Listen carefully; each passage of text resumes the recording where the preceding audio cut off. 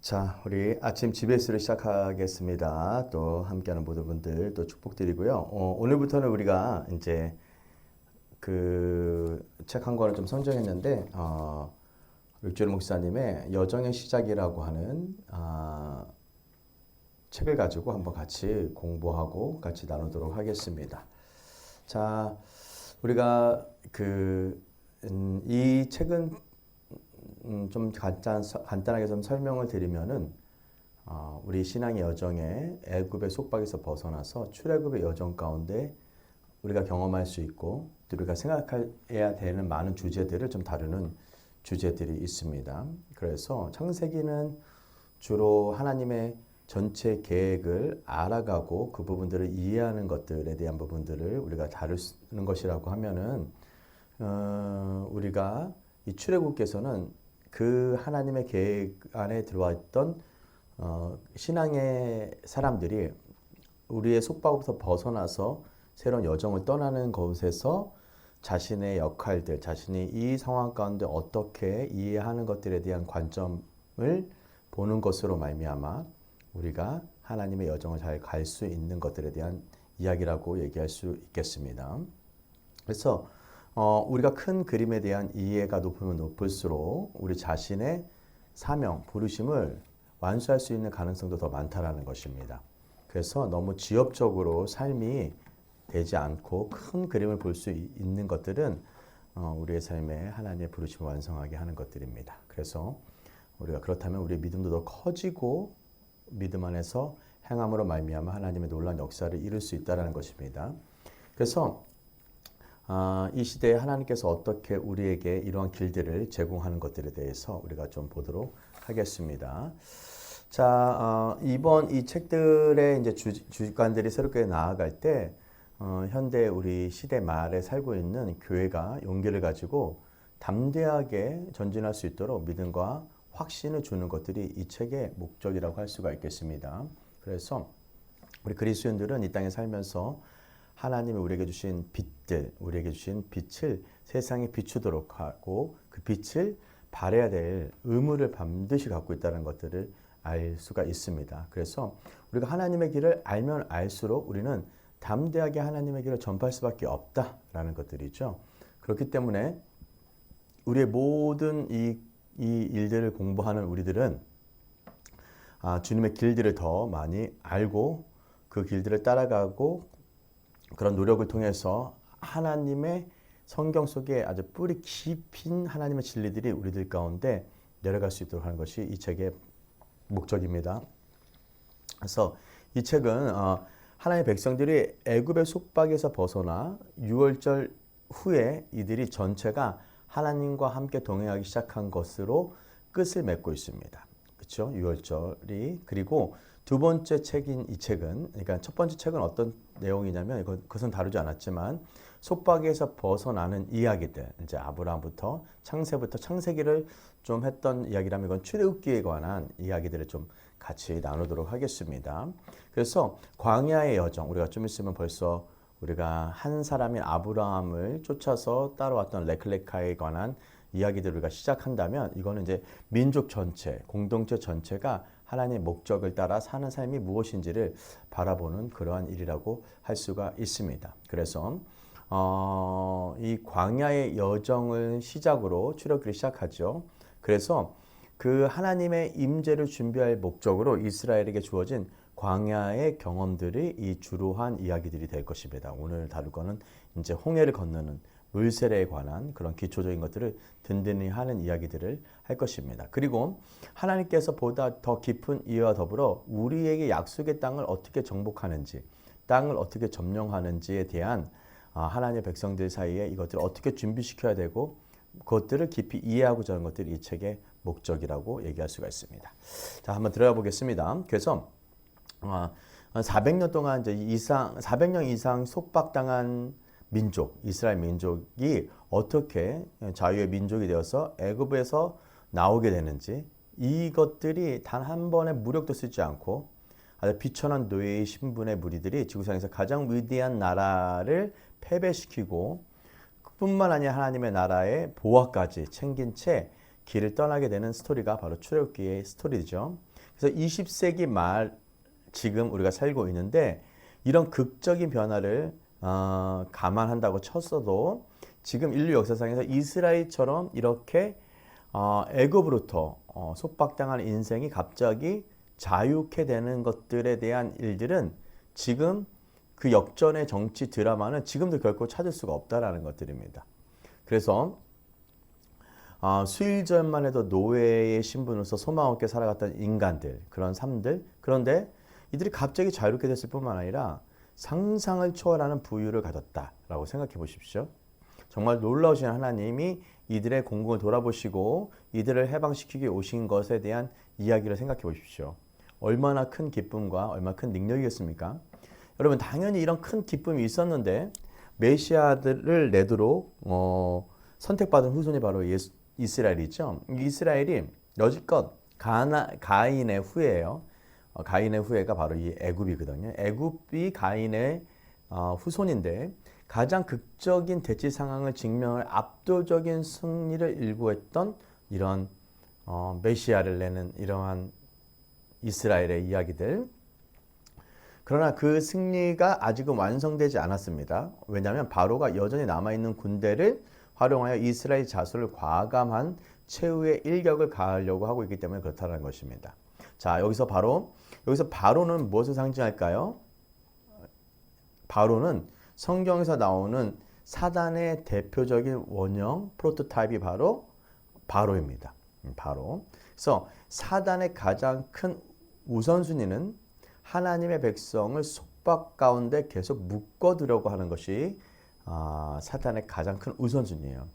여러분이나 저나 어떤 부분들에서 아직까지 속박당한 부분이 있습니까? 그러면 이런 생각을 한번 생각해 보십시오. 여러 가지 중독의 속박들, 여러 가지 두려움의 속박들, 아니면 그냥 이 노동하는 일에 대한 속박들이 여러분 가운데도 있을 수 있다는 것들이죠. 예, 그래서 이 바로에게서 도망쳐 나온 이스라엘 사람들처럼 사단에 대한 우리의 승리는 홍해를 건널 때까지는 완성되지 않습니다. 예, 홍해를 건널 때까지는 사단에게 나왔지만 이 애굽에서 자유케 되고 홍해를 건너는 이 신앙의 여정들이 어떻게 보면 많은 사람들이 겪고 있는 속박 가운데 있는 여정이 아닌가 싶습니다. 그렇죠? 그렇기 때문에 홍해는 성서에서 나오는 세례의 실체입니다. 일종의 그런 일종의 그 세례를 설명할 때 홍해를 건넜다라고 표현할 수가 있겠죠. 자, 우리의 원수가 몰살되는 것은 세례를 통해서입니다. 그러니까 세례라고 하는 것은 이제 원수가 몰살당하는 것을 통해서 세례는 깊은 의미가 있다는 것입니다. 그래서 세례를 통해서 우리를 구속하시는 속박하는 영에서 영원히 벗어나게 되는 것입니다. 그래서 세례를 받았다라는 것은 이제 더 이상 바로와 그의 군대의 소나기에서 벗어나서 영원한 새로운 여정을 떠났다라는 것들을 얘기하고 있다는 것입니다. 그래서 바울은 이것을 다음과 같이 밝히고 있습니다. 한번 읽어드리겠습니다. 형제들아, 내가 너희가 알지 못하기를 원치 않으니 우리 조상들이 다 구름 아래 있고 바다 가운데 지내며 모세에게 속하여 다 구름과 바다에서 세례를 받고 라고 고린도전서 10장 1절에서 2절에 나와 있습니다.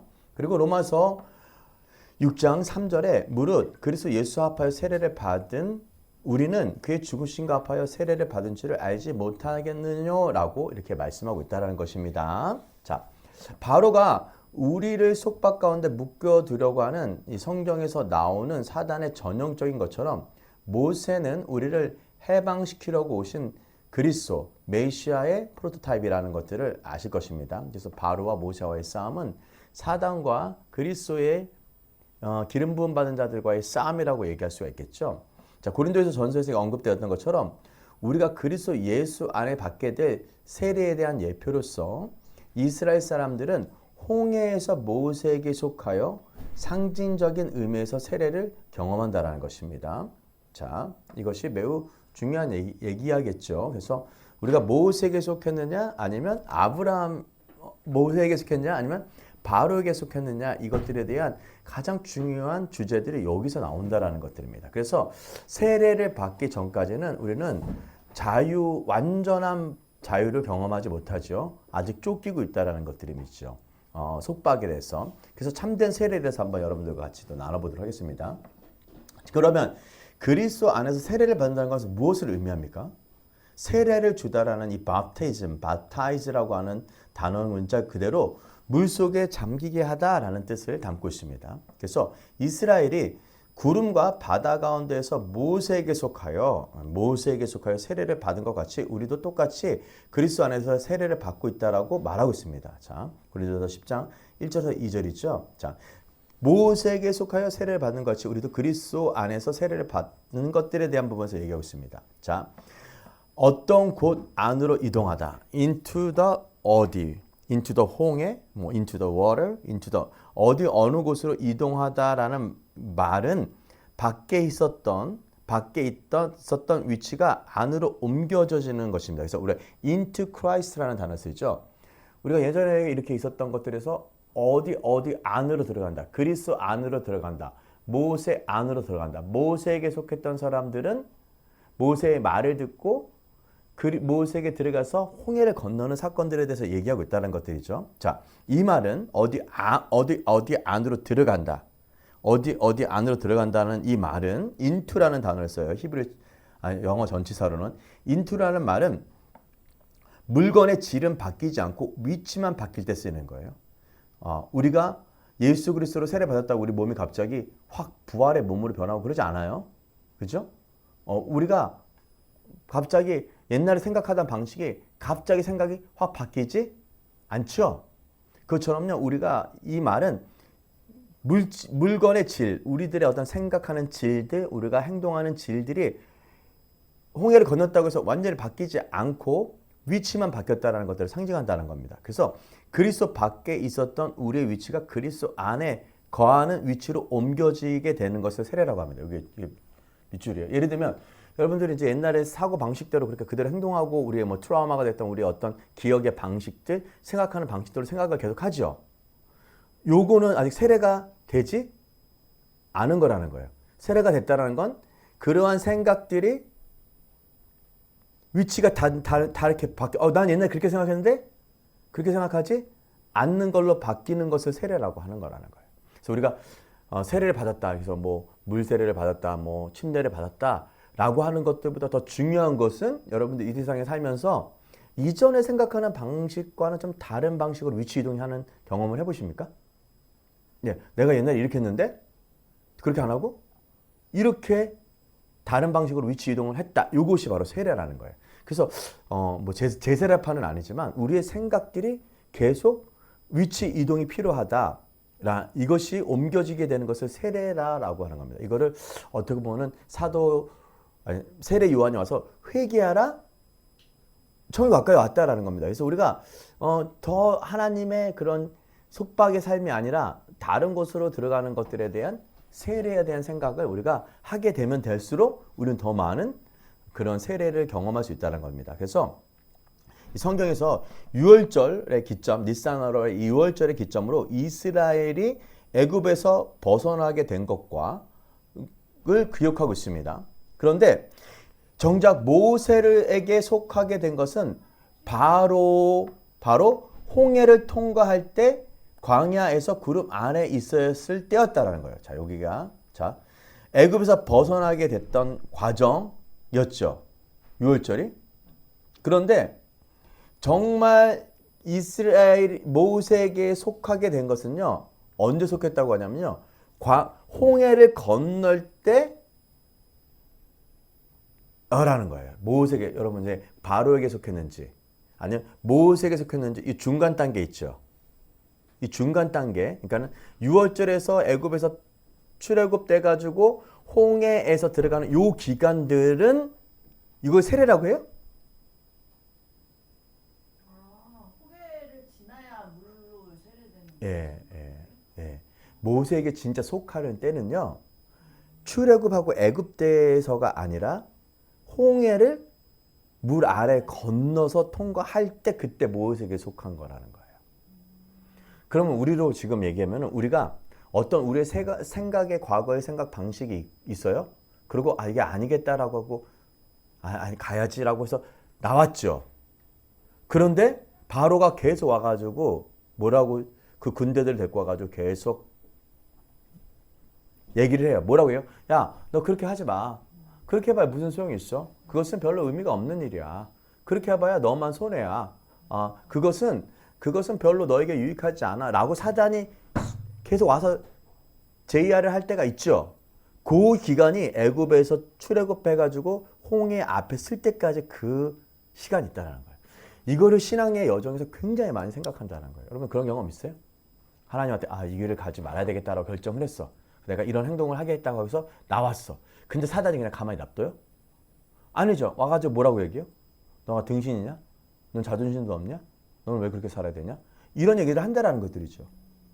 자, 그 시간이 매우 중요한 시간. 그거는 세례를 받은 시간이 아니라는 것을 아셔야 돼요. 그 시간은 세례를 받는 시간이 아니라 그 시간은 무슨 시간이에요? 다만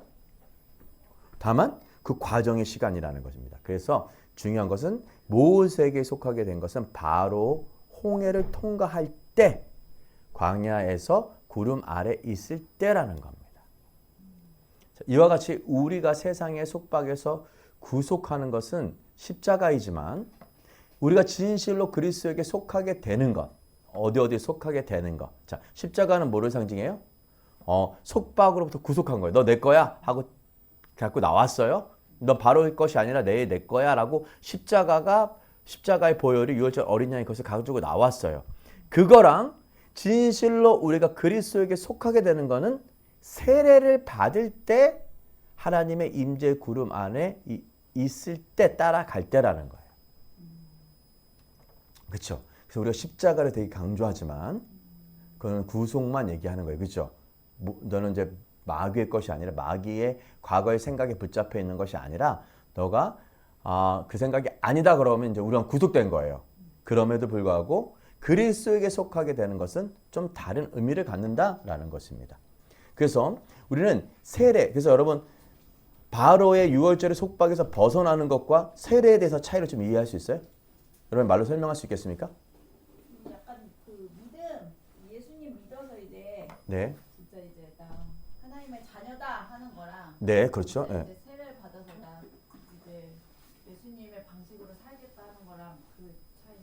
네, 좀 차이가 다르다는 걸 인지하셔야 돼요. 그러니까 교회에 처음 왔을 때는 이제 나 하나님 믿어야 된다. 나 그거 하는 거랑요. 와서 세례를 받았어. 세례 받으면 이제 진짜 물세례를 받았는데 자녀로 살아야겠다. 물세례를 받았는데 세례 의식이에요. 좀 이따가 나누겠지만 의식이 몸에 실제화되는 것은요.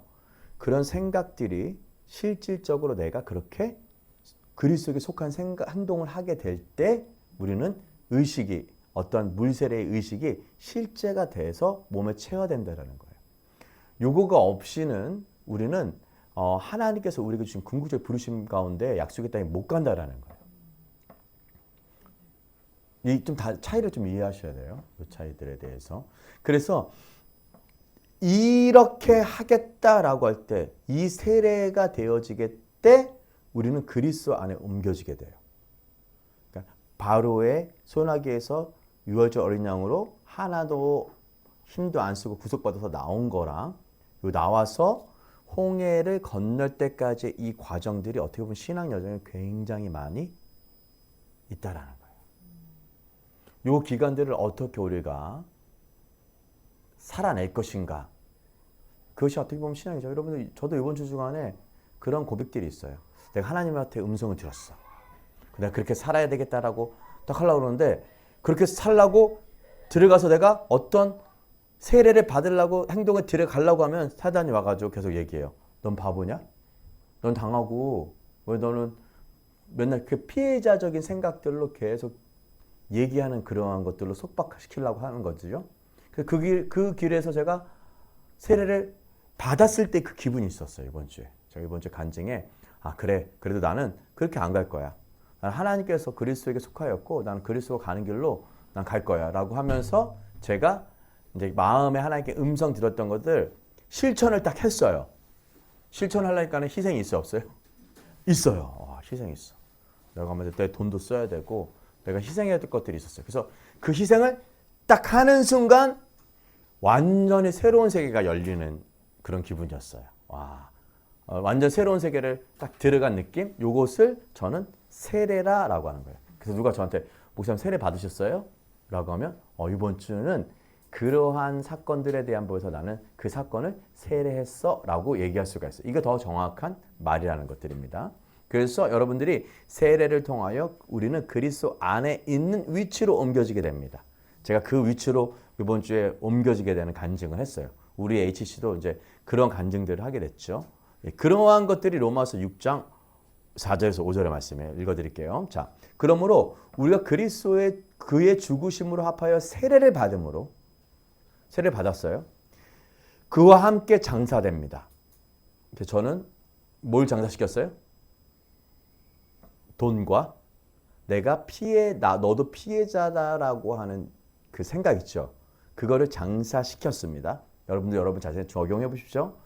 이는 아버지의 영광으로 말미암아 그리스도를 죽은 자 가운데서 살리신과 같이 우리도 또한 새 생명 가운데 행하려 함이라. 제가 그래서 그 전의 생명과 이 돈과 내가 여러 가지 내 피해자적인 생각들을 세례를 시켜놨을 때 저에게 새로운 생명이 일어나는 것을 알았어요. 특징은 뭐냐면 나에게 피해 준 사람에 대해서 그런 어떤 그룹에 대해서 내가 마음가짐이 다른 생명이 생긴 거예요. 잘 계셨어요? 뭐 이렇게 되는 거. 이게 어제 새 생명이죠. 그전에는 어떻게 해요? 뭐 니네들이 우리한테 그랬어 막 이렇게 해서 막 그렇게 될 수가 있죠. 그런 생명이 아닌 새 생명 가운데 행하게 하려 함이라. 그래서 제가 내일 그 팀을 만나러 갑니다. 할렐루야. 그 팀을 만나러 갑니다. 내일. 보니까는 또 그 팀이 나오는데 그 팀이야. 그 팀 마주하러 가야 돼. 그래서 제가 만약에 이것들을 세례를 받지 않았으면 순종함으로 말미암아 세례를 받았으면 내 가는 걸음이 좋을까요? 안 좋을까요? 안 좋죠. 근데 제가 그것들을 실행을 했어요. 그러니까 저는 당당해요? 당당하죠. 깨끗해요? 깨끗하죠. 샬롬해요? 샬롬하죠. 완전 다른 생명을 가지고 그 팀한테 가서 제가 갈 수가 있겠죠. 그렇죠? 그렇게 제가 새 생명 가운데 행하게 됐습니다. 할렐루야. 뭐 자그마한 간증이지만 여러분들도 그러실 거예요. 만일 우리가 그의 죽으심을 본받아 연합한 자가 되었으면 저도 그 작업을 한 거예요. 연합해 됐어. 연합하려니까는 희생이 있어. 내 생각을 바꿔야 돼. 그리고 순종해야 돼. 했더니 그의 부활함을 본받아 연합한 자가 되리라. 그래서 저는 소망하는 게 있어요. 제가 이 부분들로 그렇게 해서 세례의 과정을 겪었더니 완전히 새 생명 가운데 있어서 그의 부활을 본받아 연합된 자가 되는 이러한 일들. 그래서 그런 일들이 사람이나 하나님에 관해서도 그렇다는 것입니다. 그래서 여러분 세례에 대한 생각은 여러분 기독교의 기초겠죠? 근데 세례에 대한 핵심 구절은 물에 대한 언급이 없다는 점을 유의하십시오. 한번 보세요. 자, 봐보세요. 자, 세례될 때 우리는 물 세례 받아서 침례하고 막 이런 거 있죠. 근데 이 말씀에 보면요. 요 로마서 6장 4절에서 5절 보면요. 다시 한번 읽어드릴게요. 우리가 그의 죽으심과 합하여 세례를 받음으로 그와 함께 장사되었나니 이는 아버지의 영광으로 말미암아 그리스도 죽은 자 가운데서 살리신 것 같이 우리도 또한 새 생명 가운데 행하게 하랍니다. 만일 우리가 그의 죽으심을 본받아 연합자가 되었으면 또한 그 부활심을 본받아 연합자 한 자가 되리라 라고 할 때 여기서 물에 대한 언급이 있습니까? 없습니까?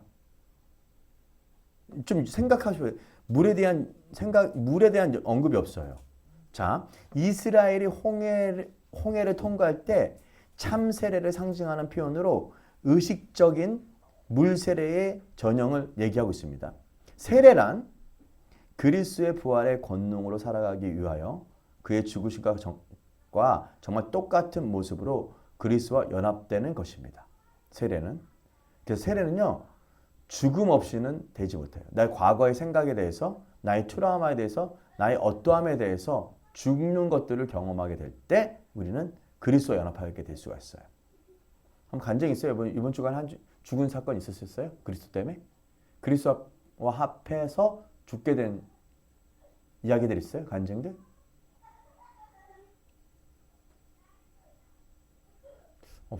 없으세요? 네, 없으시죠. 앞에서 그리스도 앞에서 예. 작게 작은 것도 괜찮아요. 상관없어요. 예. 이제 부동산 계약을 이번 주에 네. 했는데. 네네. 하셨어요. 네. 저쪽 청장님. 음. 이게 하면서 이 중개사가 좀 제대로 일처리를 못했어요. 네네. 막 흘리고 다니고 책임을 피하려고. 계속 뭔가 이제 책임을 피하려고 하는 그런 상황들이 계속 발생하고 막 이제 화가 나기 시작했어. 그러니까 이제 처음부터 지금 계속 진행될 때까지 뭔가 요구가 하면 임차인한테 임대인이 이런 걸 요구했어요. 임대인이 이런 걸 했어요. 네. 임대인이 이거 했어. 이런 식으로 얘기를 하니까 원래 중개가 해야 되는데 네. 그러니까 이 사람 봐라 이게 화가 막 이제 월요일 그래서 화가 난 상태에서 이제 가서 따지려고 빨아라고 퇴근하자마자 이제 갔는데 그냥 좀 화를 억누르고 좀 그냥 부드럽게 들어가면서 얘기하셨어요? 얘기를 했던 것 같아요. 네. 내가 이렇게 당했다. 근데 그래서 너가 이거를 받아야 되는 것이다. 내가 돈 주고 너 고용했으니까 그렇게 해야 된다라고 하는데도 그것이 당연한 건데 그것들에 대해서 내가 조금 죽었다라는 것들이죠. 그런 생각. 그것도 어떻게 보면 세례시킨 거죠. 죽은 거죠. 그러고 나서 어떠셨어요? 그러고 나서 그냥 좋았던 것 같아요.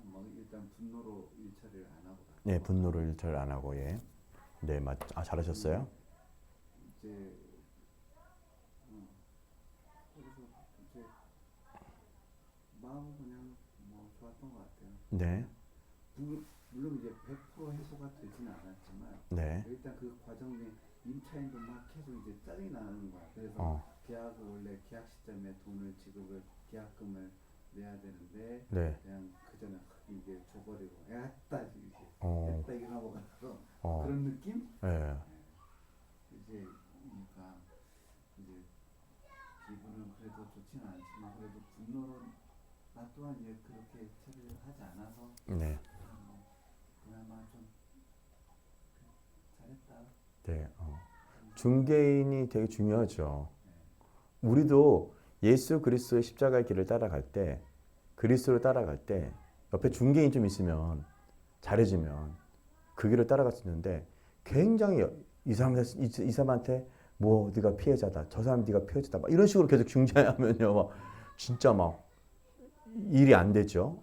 성취가 안 될 수도 있는 것처럼요. 그래서 우리가 그런 소리들을 그래서 어쨌든 우리가 그런 일들에 대해서 세례는 바로 그런 생각에 대해서 죽는 거다. 그렇게 될 때 그리스도를 본받아서 연합자가 된다. 그래서 여기서 중요한 일은 세례라는 것들에 대한 부분에서 다시 한번 정의를 하고 있습니다. 그래서 우리는 아버지와 아들과 성령의 이름으로 혹은 예수님의 이름으로 우리가 원하는 만큼 여러 번 사람들에게 세례를 베풀 수는 있겠을까요? 없을까요?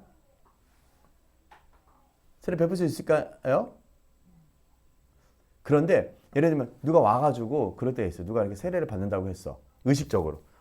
유경이가 저 세례 받았는데요. 다시 한번 세례 받고 싶어요. 라고 왔어요. 그래서 제가 그래? 그러면 세례 해줄게. 하고 세례 베풀 수가 있을까 없을까요? 있어요. 예, 있어요. 저도 옛날에 저기 장로교였기 때문에 물세례를 받았거든요. 이렇게 물세례? 근데 제 마음가짐 진짜 침례를 한번 받고 싶었어요.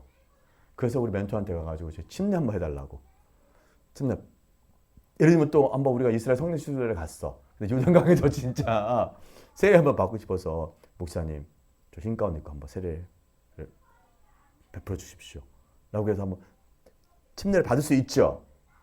맞아요? 그럴 수 있습니다. 그죠? 이 예식 자체 때문에 우리가 그리스도의 죽음에 참여하는 자가 되는 것은 아닙니다라는 거예요. 이해되세요? 자, 의식적으로 우리가 침례를 했어. 약식으로 물세례를 받았어. 그렇다고 해서 우리가 예수 그리스도의 죽음에 참여하는 거예요? 아니라는 거예요. 이거를 그래서 이것 때문에 좀 사람들 헷갈려요. 나 세례 받았는데 근데 나 여지 죄 짓고 있네? 이젠 속박 가운데 있네? 이럴 때 많잖아요.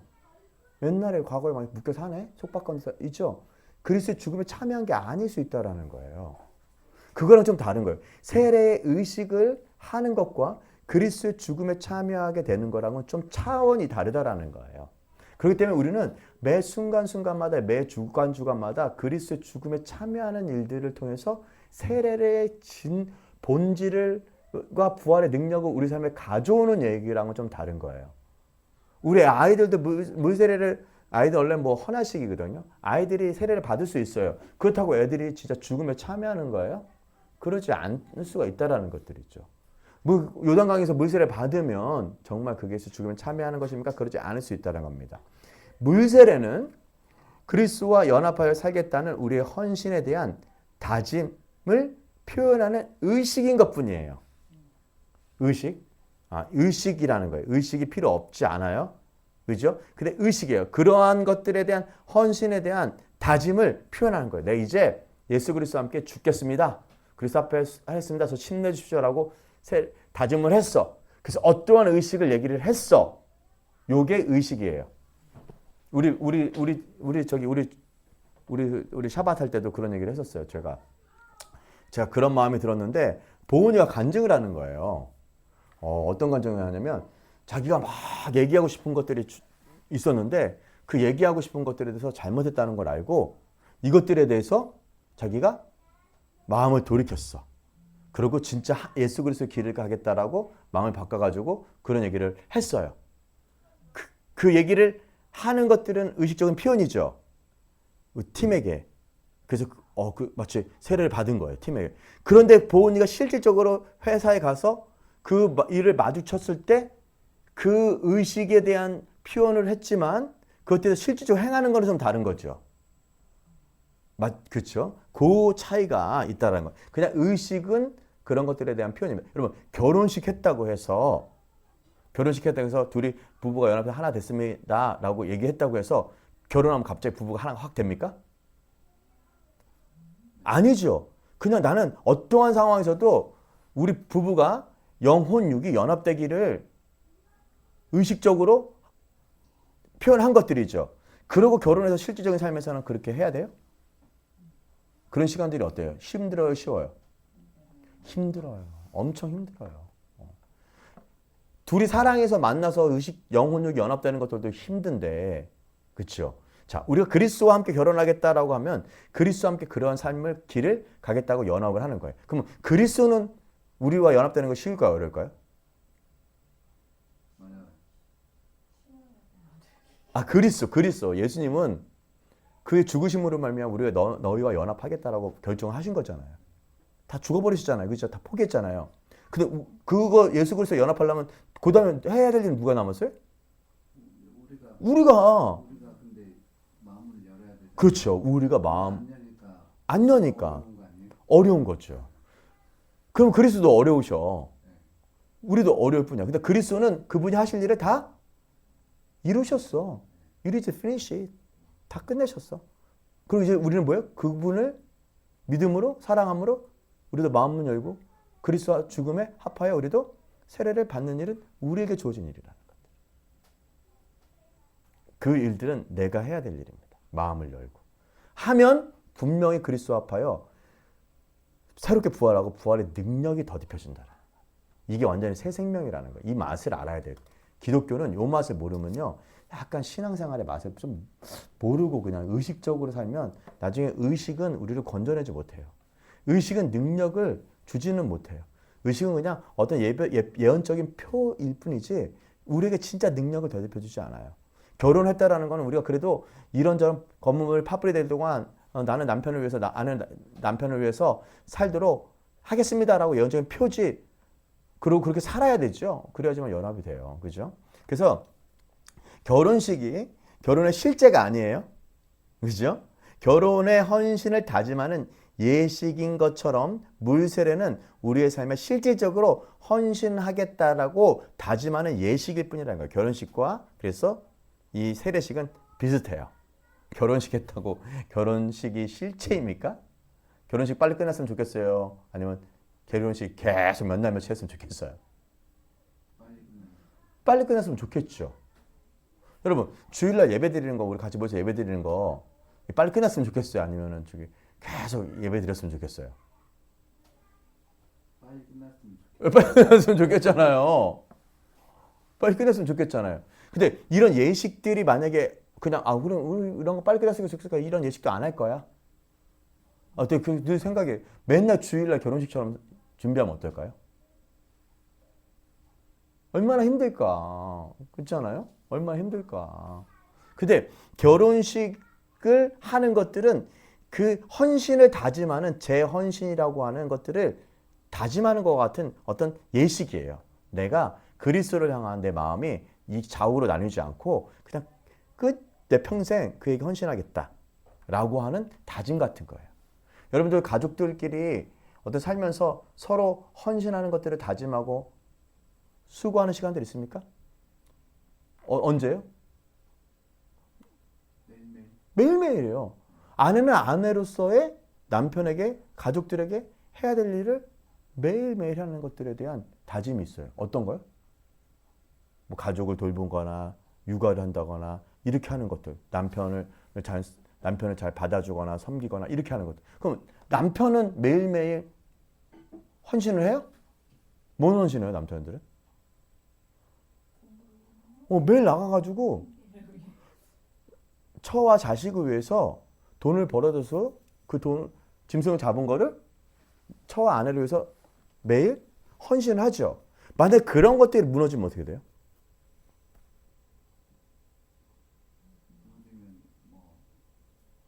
제 헌신이라는 것들이 예식 그런 것들이 안 해진다면 가정이 파괴되기 시작합니다. 대화가 없거나 남편이 열심히 가서 돈을 안 벌어다 줘. 그럼 어떻게 돼요? 그럼 맨날 오락하고 놀고 있어. 딴짓하고 다녀. 이혼감. 그러면 성경적으로 이혼이 정당해요?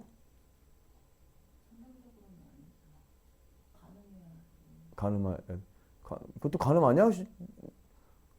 처와 자식을 위해서 벌어주면서 기뻐해야 되는 게 남자인데 다른 것들에서 자기만 기쁘게 하는 것들에 대해 그거 가늠 아니야?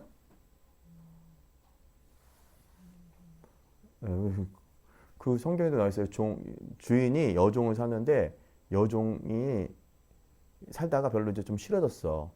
그렇다고 해서 이 여종이 아내가 되면 이 아내에게 의복과 먹을 것과 성적인 의무를 다 해야 된다고 성경에 나와 있어요. 마땅히 해야 된대요. 만약에 안 하면요, 이 여종은 아내가 됐잖아요. 자유인이 돼도 뭐라고 할 수가 없어. 성경 출애굽기 20장 7절인가 나와 있어요. 그렇죠?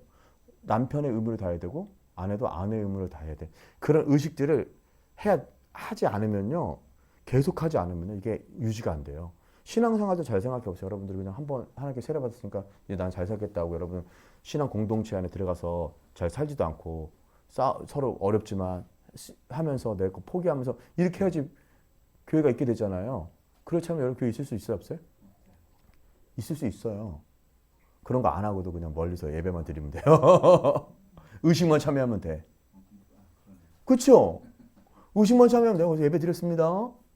근데 진짜 헌신과 진짜 죽음의 과정이 없어지잖아요. 그러면 결코 헌신한 것이 없죠. 그러면 뭐만 남아요? 의식만 남아요. 그것이 실제예요? 그건 실제가 아니에요. 그래서 사람들이 속고 있어요. 그것이 실제라는 것들에 대해서. 그래서 우리의 삶에 실질적으로 헌신하겠다고 하는 예식이에요. 그래서 여러분 예를 들어 만약에 우리가 여러분들이 가족이 왔는데 여기 두 가정이 싸웠어. 두 가정이 싸웠어. 그런데 교회 와야 돼. 어떻게 하실 거예요?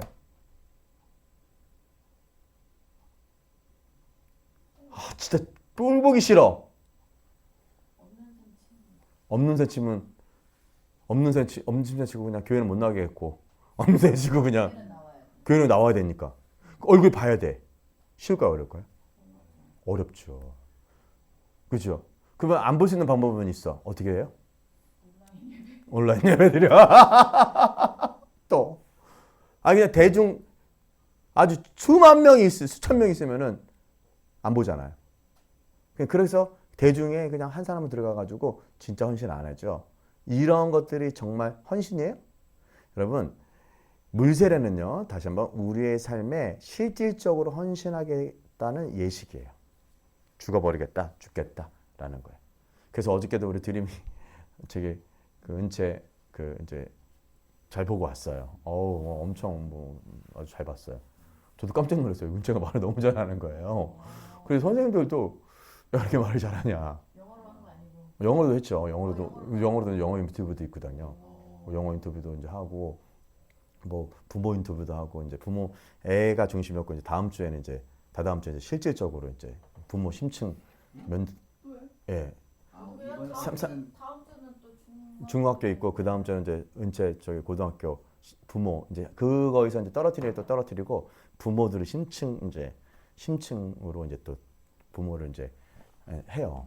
또 어떻게 우리도 다음 주에 가야 돼요. 예. 저희도 그래요. 예. 다음 주도 그래서 심층하는데 다다음 주에 또 가고 그럼 그 다다음 주에 또 중학생 신청 면접까지 하는 네, 거예요? 저는 좀 4번 가야 돼요. 매주. 예.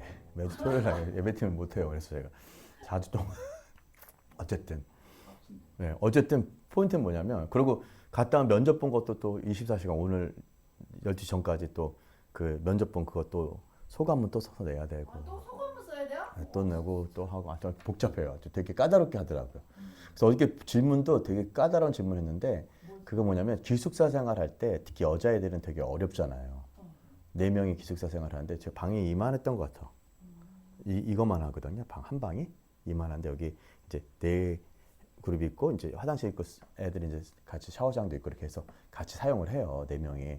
여자들 되게 까다롭잖아요.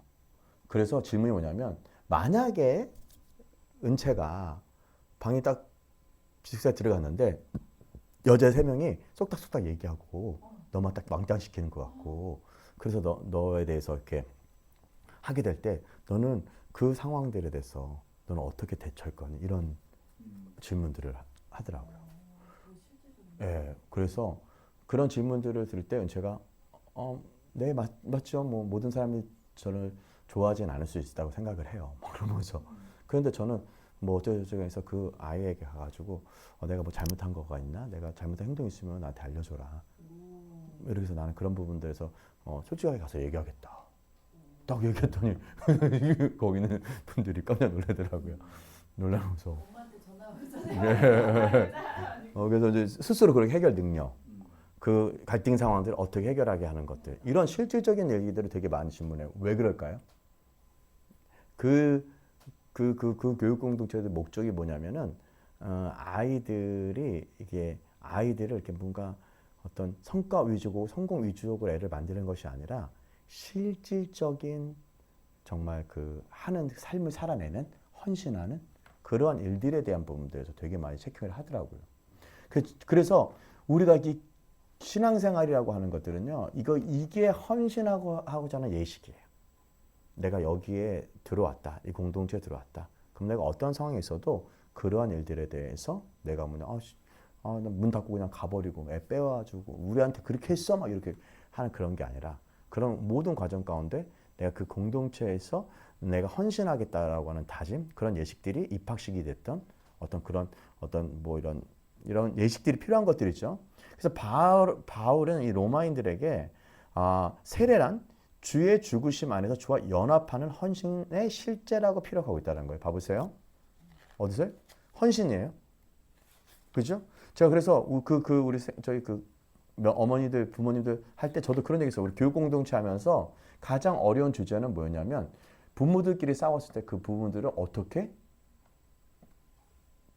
잘 헌신하게 하고 죽게 하느냐 이 역할들에 대한 부분들이 역할을 했거든요. 그것들이 되지 않으면 여기 있을 수가 없었고 교육 공동체뿐만 아니라 신앙 공동체에 있을 수가 없었잖아요. 그죠? 특히 이 작은 공동체에서 어떻게 그렇게 할 수가 있겠습니까? 그래서 세례란 주의 죽으심 안에서 주와 연합해서 헌신하는 그 실체라고 피력하고 있다는 것입니다. 이 말은 복음을 위하여 우리가 자신의 십자가를 지고 자기의 목숨과 개인의 이득을 포기하는 일에 매일 헌신하고 있다는 뜻이라는 거예요. 이 일에 헌신하지 않고는요, 결코 우리는 탁월한 그러한 세례, 자유, 속박으로부터 자유하고 약속의 땅으로 못 가요. 약속의 땅, 천국 이런 거 없어요. 그런 사람들이랑 천국 같이 살고 싶으세요? 지 것만 생각하고 헌신하지 않고, 그렇죠? 안 죽는 사람이랑 같이 저기 천국에 살고 싶으세요? 나는 그러고 싶지 않아. 자기 관점 안 버리고, 자기 어떠한 것들에 변화되지도 않고, 회개하고 세례하고 죽어버리지 않고, 자신의 과거에 대해서, 자신의 두려움에 대해서, 여러 가지 자신의 이득에 대해서 포기하지 않는 사람이랑 계속 살고 싶지는 나는 않아요. 왜요? 그게 천국이라면 난 안 갈래. 그렇지 않아요? 우리는 지금 이 땅에서 그것을 연습하고 있는 거예요. 죽는 연습을 하는 것들입니다. 그렇죠? 그리고 매일매일 그 연습을 하고 있다라는 거예요. 그래서 이 세례에 대한 부분에서 이 세례에 대한 깊은 의미를 지금 많이 퇴색됐어요. 복음적인 세례랑 지금 현대의 세례랑은 너무 상반되어 있어요. 그래서 어저께 우리 모임하다가 질문하더라고. 한 형제가, 아니 목사님 지금 우리 교회는 다니지 않아요? 다른 교회 다니는데 너무 갭이 멀다는 거예요. 목사님 얘기하시는 거랑요, 제가 교회 다녀서 그런 사람 몇만 못 봤다는 거예요. 그래서 제가 그 대중이 그렇게 한다고 해서 당신도 그렇게 살겠냐? 라고 얘기했어요. 나는 그러면은 그거 살고 싶지 않다 그렇게. 만약 그런 교회라면. 그런 교회에서 계속 있으면은 얼마나 그거, 그래서 복음의 진수를 갖기 위해서는 우리가 반드시 헌신해야 된다. 죽어야 된다. 얘기했죠. 자, 이 세례가 그저 어떤 교리에 대한 이해나 어떤 의식에 대한 순종이 아닌 전적인 삶 전체 실제라는 거예요. 주를 섬기기 위해서 우리 자신의 목숨과 이득을 매일 포기하는 이 세례야말로 참된 세례라는 거예요. 여러분, 포기하셔야지만 세례가 있습니다. 자신의 관점, 자신의 어떠한 것들이. 그죠? 물 속에 잠기는 예식은 이제 더 이상 우리 자신을 위해 살지 않고 예수님을 위해 살겠다는 우리의 맹세와 더불어 예수님에 대한 우리의 헌신을 실질적이고 전적인 헌신을 실제로 구현하겠다는 우리 서약을 상징하는 의식이 물세례라는 거예요. 나는 없습니다. 오직 그리스도만 있습니다. 이런 것입니다. 이 물세례의 중요성을 폄하하려는 입장에서 말하는 것이 아닙니다. 물세례가 필요합니다. 그 의식 되게 중요합니다. 그러나 올바른 결혼을 시작하기 위해서는 결혼식이 중요해요. 여러분 결혼식 중요해요? 그래서 결혼식이 까다로워야 돼요. 그래서 두 번 결혼 안 하기 때문에. 그렇죠? 근데 올바른 결혼 생활하기 위해서는요, 결혼의 시작부터 만남부터 시작의 준비가 굉장히 중요합니다. 하나님이 제정하신 의식들도 중요합니다. 대부분의 현대 교회가 알고 있는 것보다 훨씬 더 중요한 의미를 신약에서 물세례를 부여하고 있습니다. 초대교회 교회 교인들은 이 제단 초청이라고 알려지는 근대적인 방식을 실천하지 않습니다. 이런 거예요. 여러분, 예수 그리스도를 영접하실 분들은 앞으로 오세요. 지금 물세례 받고 구원받으세요. 이렇게 초청하는 거 있죠. 이렇게 초대교회는 하지 않았어요. 아셨죠? 어떻게 했냐면요, 이들은 회심하는 즉시 새신자들의 경우 침례를 받았어요. 바로 세례를 받아요. 근데 물이 있기만 하면 재빨리 이들은 그렇게 했던 것입니다. 물만 있으면 바로 죽었습니다. 새로운 회심자가 즉시 물가로 데려가 보면 가끔은 불편하겠지만 거기에는 그럴 만한 이유가 있습니다. 재단으로 초청해서 뭐 구원받았어 이렇게 안 하고요. 예수 그리스도 영접하고 삼본 구원해서 예수님 영접 기도시키고 구원받았다고 하지 않고 바로 재단으로 초청하지 않고 물로 초청했다라는 거예요. 물로. 그래서 우리는 편리함을 쫓아서가 아니라 그리스도의 뜻을 쫓아 헌신함으로써 그리스도와 함께하는 우리의 발걸음을 시작해야 됩니다. 편리함에 궁복당하는 거. 그리스도를 위해서 목숨을 포기하는 참된 세례에 들어감에 있어서 아마도 가장 큰 적이 될 것입니다. 여러분, 이게 이제 세례 받는 거 되게 편리하게 좀 하고 개인의 이득이나 여러 가지 것 때문에 세례를 빨리 베풀거든요. 근데 그렇게 하지 말라는 거예요. 진짜 그래서 우리 교회도 지난번에 한번 누가 세례 받겠다고 이렇게 했었는데 세례 안 줬어요. 그리고 우리가 아직 세례 받을 때가 아니다. 교인 한 명 더 만들면 좋잖아요. 근데 세례 받을 때가 아니다. 우리는 세례 교인을 많이 해가지고 많이 등록부에다가 교인 등록해가지고 많이 하는 게 목적이 아니라는 거예요. 그래서 성경 목사님 저랑은 다음에 받으세요라고 했어요. 받지 마세요. 라고. 누군지 알겠다. 네, 받지 마세요. 라고 얘기를 했다라는 거예요. 왜요? 왜냐면 그렇게 어렵게, 그 제가 이 드림 스쿨을 면접 보면 진짜 까다롭고 어렵게. 그래서 배운 게 있어요. 뭔지 아세요? 거기는 돈 벌려고 하는 게 절대 아니에요. 돈 버는 게 목적이 아니야. 더 많은 학생이면 더 많이 쓸데없는 헌신하고 헌신되고 마음이 자세가 안 되는 사람들 빨리빨리 정리하는 게 목적이야. 그래서 굉장히 까다로운 절차를 만들어요. 편리하지 않아요. 그냥 돈 내면 해주는 게 아니야. 돈 내면 그냥 받아줘서 돈벌이 하는 데가 아니에요. 뭐냐면 진짜 진짜 이런 언약적이고 헌신하고 할 각오들, 부모뿐만 아니라 아이들까지도 그렇게 한 애들을 걸러서, 그래서 작년에 80명인가 지원했다고 하더라고요. 근데 20명 뽑았대. 네, 올해도 많이 지원했지만 다 걸러낼 것 같아. 많이 걸러내. 모르겠어요. 지원 많이 했더라고요. 보니까 쫙 되게 많아요. 이게 명단이 되게 많더라고요. 저도 그렇게 하려면 선생님도 힘들겠네요. 그래서 1차 서류에서 글 다 보고 다 걸러내고. 1차에 떨어진 사람이 있긴 있는 거예요. 그럼요, 많죠. 1차에서 한번 떨어뜨리고 2차에서 이제 할 만해들 하고 또 애 한번 뭐 집중. 이번 첫 번째 면접은 애 집중적으로. 질문 굉장히 날카롭고요. 굉장히 생각하지 못했던 그런 질문들. 그래서 굉장히 당혹스러운 질문들 되게 많이 했어요. 그런데 그런 것들을 적절히 잘 대처하는가. 글도 되게 문해력이라든지 이런 것들 다 보고 영어뿐만 아니라 여러 가지 다 보는 거예요. 그래서 예를 들면 어떻게 하면 떨어뜨릴까 이런 고민을 하는 것 같아요, 이 사람들은. 그리고 두 번째, 우리도 다다음 주에 가야 되는데 이제 부모들 심층적으로 이 부모들이 어떤 삶을 살고 있고 어떻게 하고 있고 어떻게 사는지 이것들을 다 날카롭게 질문하더라고요. 그래서 이제 그건 이제 삶이야. 삶에서 나와야 되죠. 그래서 이 초대교회도 뭐가 목적이 아니에요? 이게 편리함으로 빨리 뭐 너나 나나 다 구원받아라 이런 게 아니라는 거예요. 재단 초청해가지고 더 구원받았다고 하고 삶이 그런 게 아니라는 것들이 있죠. 그래서 물세례라는 것들은 사실 되게 까다로운 거예요. 죽어라. 그래서 편리함을 그래서 지난번에 여러분 너무 편리한 거 추구하지 말라고 하죠. 신앙생활도 여러분들 편리한 거 추구하세요? 그럼 좋은 데 있어요. 어디요? 큰 가세요. 그러면 어때요? 편리해집니다. 예배만 딱 의식만 참석하면 돼, 그죠? 그리고 헌신했습니다. 11주도 하고 헌신됐어요. 그러나 진짜 그 공동체 속에 깊이 들어가서 그런 과정들과 자기가 죽어지는 과정들을 경험하지 않고는요, 여러분 이게 안 된다라는 것들을 여러분 잘 아셔야 됩니다. 나중에 다 대가를 치를 거예요. 자, 물세례에 대한 근대적인 대안을 집어치우고 성경으로서 명령으로 돌아간다면 회심의 경험은 훨씬 더 많은 의미를 갖게 될 것입니다. 얼마나 많은 사람들이 자신의 목숨을 포기하고 자신의 편리함도 희생해야 하는 헌신의 당위성을 이해하는 가운데 보다 확고한 걸음으로 영적인 순례를 시작할 수 있겠습니까?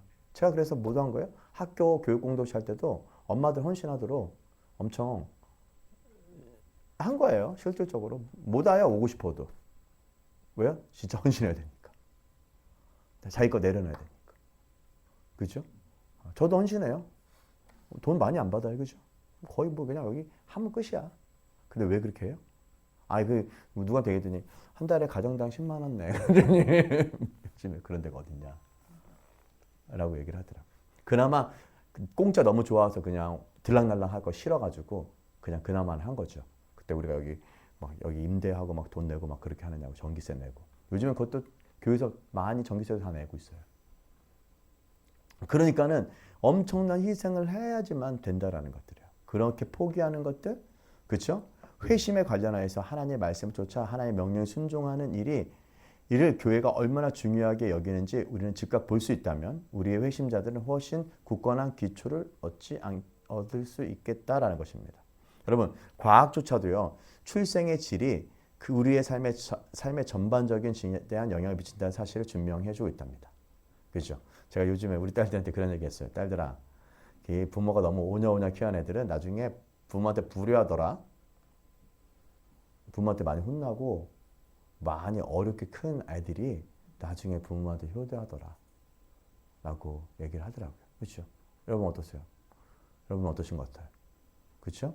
그래서 마취시키기, 잡아당기기 이게 이제 산모들에게 주로 하는 일이거든요. 이제 아이들 출산할 때 산모는 마취시키기, 태아를 당기는 거 있잖아요. 이게 엄마가 이제 자궁에 이거 힘을 주고 막 이게 벌어지고 하는 이 엄청난 고통의 시간들에 이 출산법의 시술로 태어난 아이들이 1960년대와 70년대 사이 이게 베이비붐 시대 때 되자 이들이 전 세계를 풍미하는 마약을 산출하는 아이들이 됐다라는 거예요. 어떤 애들이 60년대, 70년대 애들이 70년대 애들이 마약을 왜요? 너무 쉽게 태어나는 일들을 되게 그때 발달했거든요. 근데 그런 데이터가 없었어 그때는. 그래서 막 어떻게 하든지 애를 낳으려고 막 애쓰고 막 이렇게 하려고 하는 것들인데 우리도 막 되게 힘들었거든요. 은퇴소원이 날 때도 되게 힘들었고 어렵고요. 그래가지고 막 혈압 올라가고 막 저 220까지 올라가니까는 의사가 저희에게는 지금 우리는 그래도 낫겠다고 했거든요. 저희에게는 지금 산모가 내추럴되지 않는 게 우리가 중요하기 때문에 안 됩니다. 라고 해서 좀 포기를 했지만 어쨌든 되게 중요한 주제들이었죠. 그래서 60년대, 70년대 그렇게 태어난 아이들이 마약을, 문화를 산출하는 아이들이 됐다라는 거. 이와 같이 우리의 회심의 질, 우리가 영혼 한 명 태어날 때 우리 영적인 삶의 질을 영향을 미칠 수 있다는 거예요, 여러분들. 그래서 아무나 세우지 않고요. 아무에게나 막 그런 일들을 세우지 않아요. 사람 세울 때도 굉장히 많은 고통과 어려움들이 있습니다. 그래서 우리가 편리함에 숭배하게 될 때 이것이 참된 믿음의 무서운 적이 될 수 있다는 거예요. 한 영혼이 세워지기까지, 한 영혼이 리더를 쓰기까지 이것이 바로 우리가 그리스도 안에 거하게 될 때 우리의 삶 속에 우리가 파괴해야 될 첫 번째 의상 중에 하나가 뭐예요? 너무 쉽게 되는 거예요. 애들한테도 여러분 너무 쉬운 거 쉽게 되는 거 없다라고 얘기해 주세요. 그리고 너무 쉽게 막 사달라고 그러면 사주고 그러지 마세요. 특히 자기가 원하는 것들은. 어저께도 은채가 계속 쫄라요. 아빠 사업자 내달라고. 근데 지금 소은이가 6개월 동안 지금 제가 뭐 하고 있어요? 계속 안 된다. 은채가 좋은다고? 네? 청소년이 이럴 수 있어? 그래서 이제 막 소은이가 별걸 다 찾아봐. 챗GPT한테 물어보고 막. 그래서 계속 제가 뭐 하고 있어요? 안 된다. 누가 이러 하겠다. 뭐 어떻게 되면 또 안 된다. 그래서 계속 뭐 하고 있어요? 너무 쉽게 해주면 안 된다는 거예요. 여러분들 애들이 뭐 사달라고 하면 알았어 이러지 말라는 거예요. 만약에 중요한 거 사주려면 어떻게 돼요? 자기 돈으로 희생하는 걸 가르쳐야 되고요. 원하는 거는 필요한 건 어떻게 해요? 필요해 도 바로바로 공급해 주지 말라는 거예요. 필요하면 어떻게 공급해 줘요? 기도해보자. 좀 즉각적으로 만족하게 하는 것들을 좀 딜레이시키라는 거예요. 만약 그렇지 않으면 얘가 즉각적으로 만족하지 못하면 막 도파민 분비 안 되면 막 짜증 부리고 화내고 하거든요. 그러니까 안 된다. 좀 기다려보자. 기대해보자. 하나님 하시기까지 기다려보자. 만약에 필요하다. 그러면 12개월 동안 딜레이 시켜버려요. 12만 원이라면 10,000원씩 한번 모아보자. 이렇게. 그래서 긴 시간 동안 빨리 뭐든지 다 해주는 부모 되면요. 여러분 나중에 진짜 버릇없는 애들. 진짜 여러분들을 불효시키는 애들이 나을 거예요. 그런 애들한테는 여러분들 안 돼요. 그래서 여러분들이 안 된다고 많이 얘기해 주셔요. 그리고 기대보자. 그리고 안 돼. 그래서 기도? 왜 기도해야 되지? 기도해봐야지. 하나님이 허락하신지 아닌지. 이렇게 여러분 자꾸 인도해 주라는 것들입니다. 그렇지 않으면 아이들이 다른 우상을 가지고 살게 됐고 이것이 이렇게 하는 것들이 아이들 교육뿐만 아니라 우리 신앙교육에서 매우 중요합니다. 예. 그래서 이것을 빨리 돌이켜야 돼요. 여러분 부모님들이 애들 가르칠 때 빨리빨리 그렇게 가르쳐 주셔야 돼요. 그죠? 그래서 이것이 세례에 대해 중요한 거예요. 세례 빨리 시키지 마라. 그죠? 아주 어렵게 하라라는 것들입니다. 자, 그래서 이러한 물세례가 실질적으로 이렇게 의식이 실제가 되는 리얼리티가 되는 의식이 실제가 되는 이 과정들이 정말 중요하다라는 것들을 여러분들이 알 것입니다. 그래서 의식을 치른다는 것과에 대한 것은 그냥 이게 사인하는 거예요. 근데 실질적으로 돈을 주는 거랑은 다른 거죠. 계약서 쓰는 거랑 실질적으로 돈을 주는 거랑 다르죠. 그렇게 사인하는 거, 사인, 물세례에 사인 있는 거랑 실질적으로 죽는 거랑은 다른 요 갭의 차이들을 분명히 여러분 아셔야 돼요. 그래서 의식이 실제화되는데 시간이 있다. 여러분 그래서 여러분 봐보세요. 비록 의식이 다 치르지 못해도 언약을 완수하는 사람들, 종교적인 의식을 다 치르면서도 자신을 포기하지 못하는 사람들보다 훨씬 낫다는 거예요. 예를 들면 이런 거예요. 의식을 치르지 않는데 결혼 생활에서 진짜 신앙생활에서 그렇게 하려고 하는 사람들이 있어. 근데 결혼식하고 의식을 다 했어. 그렇죠? 종교적 의식을 다 했는데 뭐를 안 해요? 자기 목숨을 포기하지 않은 사람 있죠. 그런 예를 들면 결혼식을 안 했는데 남편과 아내가 자기를 포기하면서 서로에게 헌신하고 있는 가정이라 결혼식은 했는데 결코 자기에 대해서 안 죽어. 남편과 아내가. 어떻게 나아요? 의식은 비록 안 했어도 자기를 포기하면서 그렇게 사는 사람이 더 낫지 않습니까? 그죠? 물세례가 우리를 구원하지 않습니다. 물세례가 구원하지 않아요. 물세례 받았다고 여러분 구원받는 게 아니라 뭐가 구원받아요? 그것은 우리를 정결케 하는 게 아니에요. 물세례 자체가. 그렇죠? 물세례를 받았다고 해서 참된 세례인 주님의 죽음에 참여하는 자가 자동적으로 되지 않습니다. 자신의 내려놓음과 동의가 있어야 됩니다. 그래서 베드로가 설명한 대로 물세례가 상징하는 바는 실체를 드러나는 실체는 모든 것을 완성합니다. 이게 뭐냐면 오직 선한 양심이 하나님을 향하여 찾아가는 그 죽음에 가는 하나님 뭐라 너 죽어라 라고 하는 그 양심을 찾아가는 것입니다. 이 참된 세례가 우리가 구원한다는 거예요. 참된 세례가 우리를 구원한다는 거예요. 그래서 물속에 잠기는 세례 의식보다 더 실체에 대한 단순한 상징은 뭐예요? 우리는 그리스도와 함께 그의 죽으심에 동참하기 위하여 우리 자신의 목숨을 포기하는 표시로 물에 가라앉았다가 그의 부활하심을 동참하시고 물을 일어난다라는 것들을 얘기하는 것뿐입니다. 로마서 6장 5절. 만일 우리가 그의 죽으심을 본받아 연합한 자가 되었으면 또한 그의 부활하심을 본받아 연합한 자가 되리라. 할렐루야. 그래서 여러분들이 자녀들이 됐던 여러분의 부부 생활이 됐던 아니면 여러분의 신앙생활이 됐던 여러분 영적 여정의 부분에서 쉬운 길을 택하지 말고 여러분 진짜 그리스도와 함께 죽으시는 작업에 들어가십시오. 그러면 여러분들은 반드시 그리스도와 함께 부활에 연합되어서 부활의 권능을 가지고 살 수 있다는 겁니다.